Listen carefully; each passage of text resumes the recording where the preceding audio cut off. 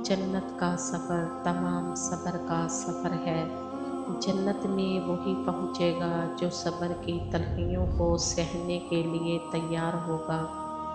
जब तक जन्नत के ख्वाहिशमंद हो, सब्र से काम लेना होगा, वह रास्ता जहन्नम ही क्यों ना हो। दूसरों की ज़िंदगी जहन्नम बना के अपने लिए जन्नत मांगना छोड़ दो। जन्नत माँ के कदमों तले है, लोग उसे नेकियों में तलाश करते हैं। जहन्नम बना दिया है दुनिया को जन्नत के तलबगारों ने। लोगों ने अपने घरों को जन्नत बना लिया और जन्नत में घर बनाना भूल गए। माँ की नाफरमानी करने वाला जन्नत में दाखिल ना होगा। रसूल अकरम सल्लल्लाहु अलैहि वसल्लम ने फरमाया, जन्नत की 120 सफ़ें होंगी, इनमें से 80 मेरे उम्मत की होंगी। सच बोलना नेकी है और नेकी जन्नत में ले जाती है।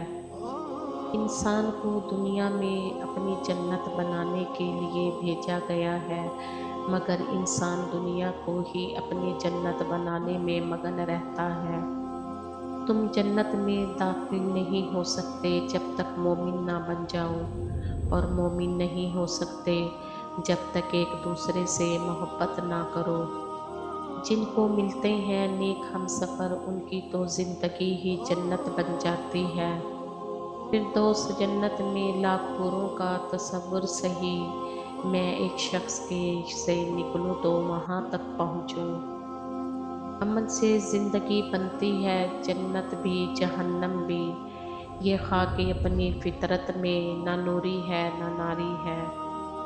जन्नत ना दी मुझे तो मैं दोज़ख भी ना लूँगी। मोमिन जो नहीं थी तो मैं काफिर भी नहीं थी। जन्नत वो वाहिद शानदार जगह है जहाँ जाना तो सब चाहते हैं, मगर जल्दी किसी को नहीं।